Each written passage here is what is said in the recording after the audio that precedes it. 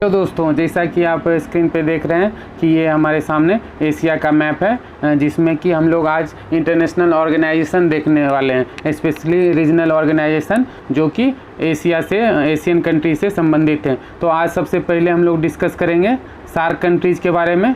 आपको पता है सार्क कंट्रीज़ का इंडिया एक फाउंडिंग मेंबर रहा है।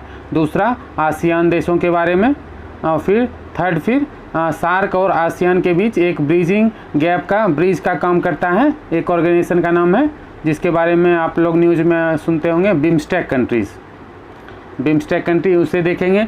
फिर अगर SCO और फिर बाकी डिफरेंट ऑर्गेनाइजेशन का डिफरेंट पार्ट्स में हम लोग डिस्कस करेंगे, like BRICS countries, world bank, IMF, gulf countries, और फिर उसके बाद और भी बाकी जितने भी इंटरनेशनल ऑर्गेनाइजेशन हैं डिफरेंट कंटिनेंट के, उन सब के बारे में हम लोग अलग अलग वीडियोस में डिस्कस करेंगे। तो आज प्राइमरली हम लोग सार्क, आसियान, बिम्स्टेक, SCO इन सब के बारे में डिस्कस करने वाले हैं। तो मैं ब्रजेश कुमार आपका GS ट्यूटोरियल में स्वागत करता हूं। अगर आपने चैनल को सब्सक्राइब नहीं किया है तो प्लीज़ इसे सब्सक्राइब करें और ज़्यादा से ज़्यादा अपने ग्रुप्स में शेयर करें। तो आइए हम लोग आज का स्टार्ट करते हैं वीडियो।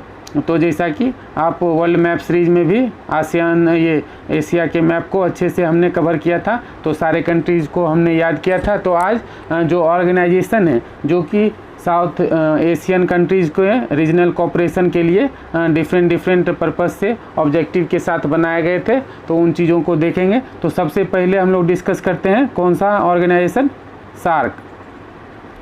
तो सार्क ऑर्गेनाइजेशन का हम लोग मैप में देख लेते हैं पहले कौन कौन सी कंट्रीज़ हैं। तो सार्क सबसे पहले डिस्कस कर लेते हैं। सार्क कंट्रीज़ 1985 में ये इस्टेब्लिश किया गया था। किन के इनिशिएटिव, इंडिया, बांग्लादेश, इन सब कंट्रीज़ के इनिशिएटिव। तो सार्क का फुल मीनिंग क्या है? South Asian association for regional corporation. जिस तरह नाम से ही पता चल रहा है, तो साउथ एशियन कंट्रीज हमने कौन कौन सा डिस्कस किया था? ये जितने भी कंट्री हैं ये कौन से साउथ एशिया में आते हैं। तो इनके रीजनल कॉरपोरेशन के लिए, तो ये डिफरेंट ज्योग्राफी, डिफरेंट कल्चर और डिफरेंट कंट्रीज के बीच एक रीजनल कॉरपोरेशन हो, उसके लिए एक एस्टेब्लिश किया गया था 1985 में।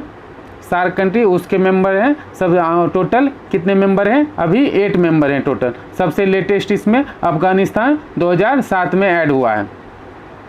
तो इसमें सबसे बड़ा लीडिंग कंट्री कौन सा है? हमारा प्यारा भारत, इंडिया। उसके बाद यहाँ फिर बांग्लादेश, फिर उसके बाद यहाँ पाकिस्तान, अफगानिस्तान, फिर यहाँ नेपाल, भूटान, मालदीव और श्रीलंका। तो जितने भी साउथ एशियन देश हैं तो सारे सार्क के मेंबर हैं। ठीक है, आपको याद होगा 2014 में प्रधानमंत्री बनने के बाद PM मोदी ने सारे सार्क कंट्रीज़ के प्राइम मिनिस्टर या वहाँ के हेड्स को इनवाइट किया था अपने ओथ सेरेमनी में। तो उसमें सारे कंट्रीज़ के इससे सार्क का इम्पोर्टेंस पता चलता है। लेकिन इधर 2-4 सालों से इसकी कोई भी मीटिंग नहीं हो रही है, क्योंकि पाकिस्तान का इसमें वो टेररिज्म और प्रॉक्सी वार चलाता है। तो उसकी वजह से इंडिया ने उसे, अभी पाकिस्तान में होना था 2016 में, लेकिन उरी अटैक के वजह से इसे इंडिया ने बॉयकॉट कर दिया। तो उसके बाद से सार्क की अभी मीटिंग नहीं हुई है। तो हमने सार्क में कौन कौन से कंट्रीज़ हैं वो देख लिया, कब एस्टेब्लिश हुआ वो देख लिया। और एक चीज़ इंपॉर्टेंट होता है कोई भी ऑर्गेनाइजेशन का, हेडक्वार्टर। तो सार्क का हेडक्वार्टर कहाँ है? काठमांडू में। काठमांडू कहाँ है? नेपाल में।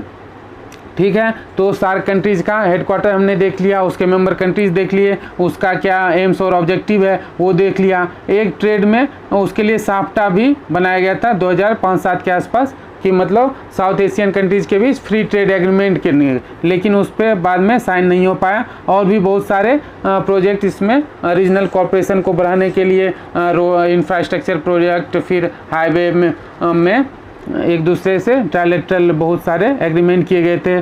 तो इस तरह सार्क कंट्रीज के बीच कॉपरेशन बहुत यहाँ के ओवरऑल पूरे साउथ एशियन कंट्रीज़ के डेवलपमेंट के लिए बहुत इंपॉर्टेंट है। साइंस एंड टेक के फील्ड में भी इसरो ने एक साउथ एशियन सैटेलाइट लॉन्च किया था 2018 में। तो उसके बाद लेकिन बार बार बीच में ये पाकिस्तान के मतलब टेररिज्म को स्पॉन्सर करने, क्योंकि इंडिया का कहना है कि डेवलपमेंट और टेररिज्म या वायलेंस एक साथ नहीं हो सकता है। तो इसलिए इंडिया ने अभी पाकिस्तान की वजह से सार्क कंट्रीज़ का रीजनल कोऑपरेशन अच्छे से नहीं हो पा रहा है जितना इस रीजनल ऑर्गेनाइजेशन में एक पोटेंशियल था एक इकोनॉमिक डेवलपमेंट के लिए। तो वो कंट्रीज़ अभी इंडिया और पाकिस्तान राइवलरी की वजह से ये अभी ठंडे बस्ते में इसके सारे काम चले गए हैं। तो उसके बाद हम लोग सेकेंड एक इम्पॉर्टेंट इंस्टीट्यूशन, ये सार्क में आप लोग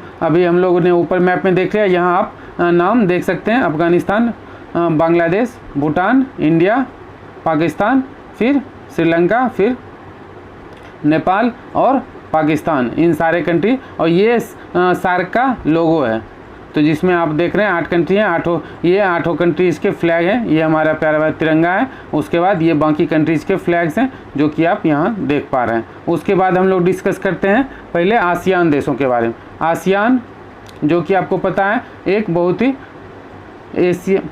association of South East Asian nation. South East Asia, हम लोग वर्ल्ड मैप सीरीज में एशिया का मैप देख रहे थे, तो साउथ ईस्ट एशिया में कौन कौन से देश थे हम लोगों ने डिस्कस किया था। तो आसियान कंट्रीज़ में क्या है, ये 5 कंट्रीज़ इधर ऊपर हैं और 5 कंट्रीज़ इधर ये नीचे इक्वेटर के पास हैं। तो इन 5 कंट्रीज़ को याद करने का हमने ट्रिक भी याद किया था। कौन कौन क्या था, लाओ थाली जल्दी, भूख लग रहा है, कम ऑन। एक तो सबसे पहले दे तो ये है, तो म्यांमार, फिर थाईलैंड, फिर लाओस, वियतनाम, कंबोडिया।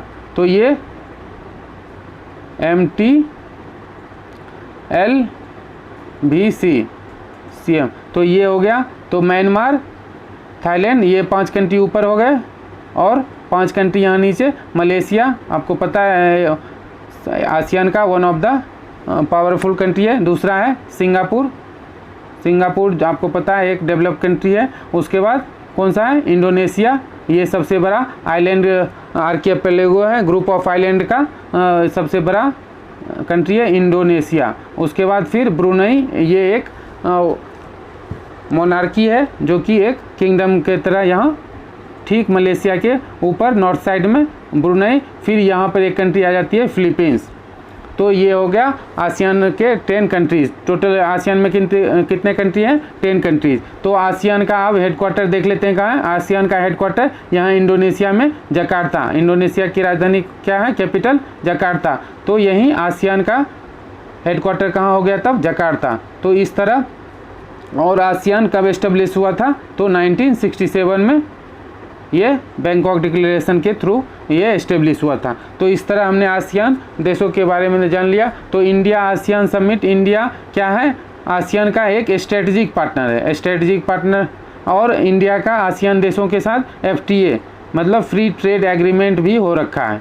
तो हमने देख लिया आसियान देशों का हेडक्वार्टर कहाँ है, कब एस्टेब्लिश हुआ, कौन कौन से देश इसके मेंबर हैं, फिर इंडिया का मतलब क्या सिग्निफिकेंस है आसियान के साथ, कौन कौन से एग्रीमेंट हो रखे हैं, और इंडिया के लुक ईस्ट पॉलिसी में आसियान कंट्रीज़ का बहुत ही इम्पोर्टेंट रोल है।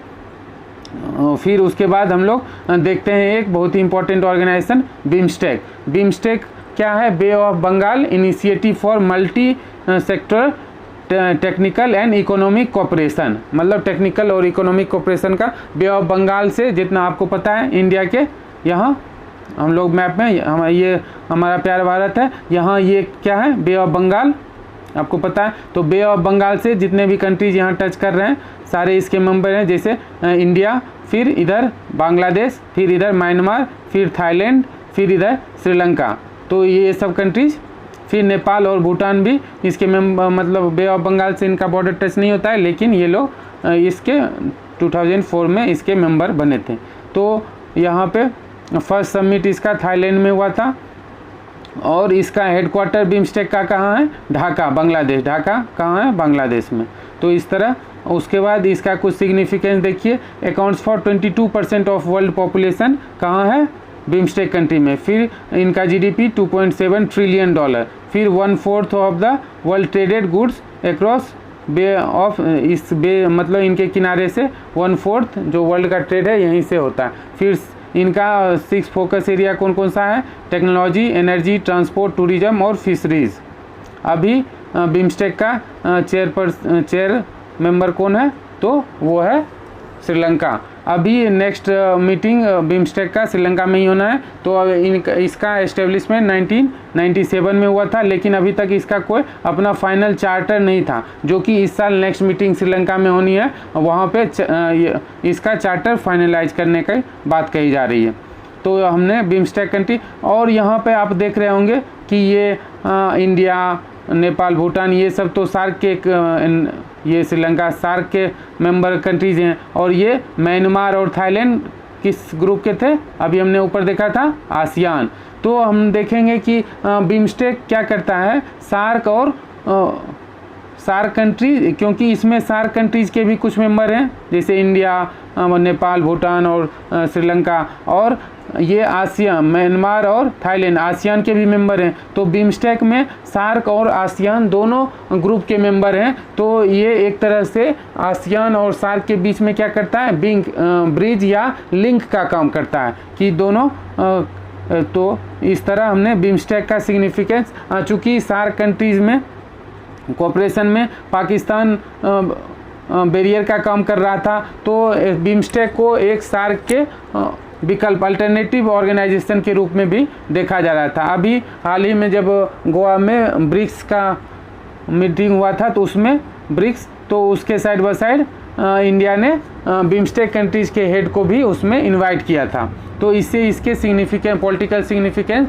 आज के टाइम में मतलब बिम्स्टेक का सार्क से ज़्यादा हो गया है, चूँकि सार्क कंट्रीज़ में पाकिस्तान की वजह से कोई भी काम सही से हो नहीं पा रहा था। तो बिम्स्टेक, तो इस तरह हमने कौन कौन से ऑर्गेनाइजेशन देख लिया, सार्क देख लिया, फिर आसियान देख लिया, फिर बिम्स्टेक देख लिया, और उनका क्या सिग्निफिकेंस है, कौन कौन से मेंबर हैं और उनका हेडक्वार्टर कहाँ है। तो इस तरह हमने सारे चीज़ों को अच्छे से डिस्कस किया। फिर अब नेक्स्ट वीडियो में हम लोग और different organisation like Shanghai cooperation organisation, BRICS, world bank, gulf of GCC, Arab league, IOC और भी जितने IMF, इस तरह के जितने भी इम्पोर्टेंट ऑर्गेनाइजेशन हैं, रीजनल ऑर्गेनाइजेशन, फिर UN के स्पेशलाइज्ड एजेंसी, इन सब के बारे में अलग अलग पार्ट्स बाय पार्ट करके हम लोग वीडियो लाएंगे। तो थैंक यू फॉर वॉचिंग। अगर आपने चैनल को सब्सक्राइब नहीं किया है तो प्लीज़ इसे सब्सक्राइब करें।